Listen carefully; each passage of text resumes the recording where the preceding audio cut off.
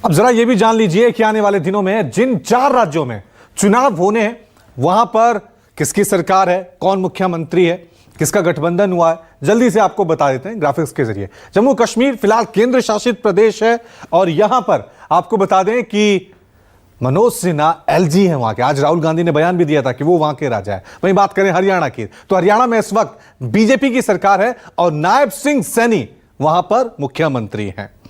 वहीं बात करें अगले राज्य की, महाराष्ट्र की, तो महाराष्ट्र में एनडीए यानी महायुति की सरकार है और शिवसेना नेता एकनाथ शिंदे मौजूदा वक्त में सीएम है। उनके साथ ही बीजेपी से देवेंद्र फडणवीस और एनसीपी से अजीत पवार महाराष्ट्र में डिप्टी सीएम है।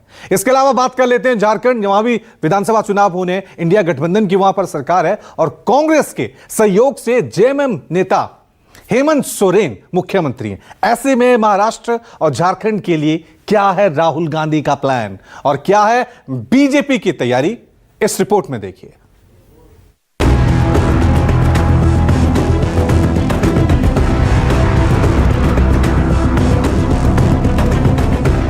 राहुल गांधी की इंडिया गठबंधन का फॉर्मूला महाराष्ट्र और झारखंड विधानसभा चुनाव के लिए भी उतना ही मजबूत है जितना लोकसभा चुनाव के दौरान था। महाराष्ट्र में इंडिया गठबंधन की स्थिति काफी मजबूत है।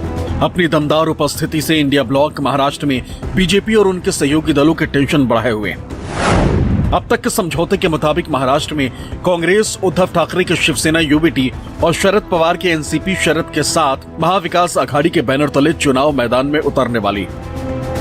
हालांकि अभी तक प्रदेश में चुनाव की तारीखों का ऐलान नहीं हुआ, लेकिन इंडिया ब्लॉक अपनी तैयारी काफी पहले से शुरू कर चुकी।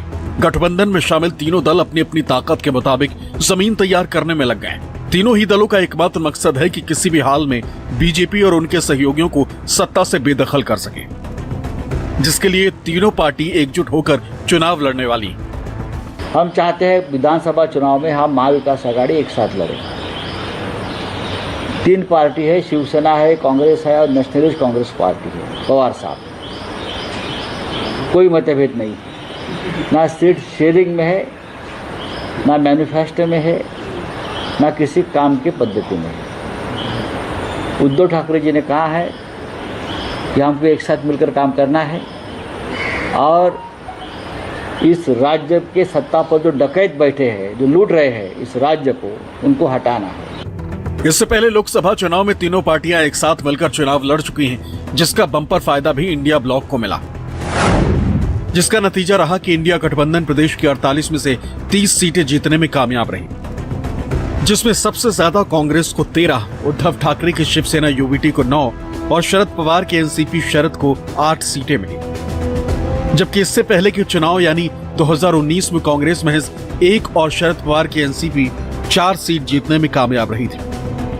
यही वजह है कि विधानसभा चुनाव में भी इंडिया ब्लॉक मजबूती के साथ एकजुट होकर चुनावी मैदान में उतरने की रणनीति पर काम कर रहा है। इससे पहले महाराष्ट्र के अलग अलग हिस्से में जो कार्यक्रम हुए उसमें उद्धव ठाकरे, इसके अलावा शरद पवार की एनसीपी और कांग्रेस जिस तरह से तैयारियों को धार दे रही है, उससे लगता है कि राज्य में महाविकास आघाड़ी का पलड़ा फिलहाल भारी है।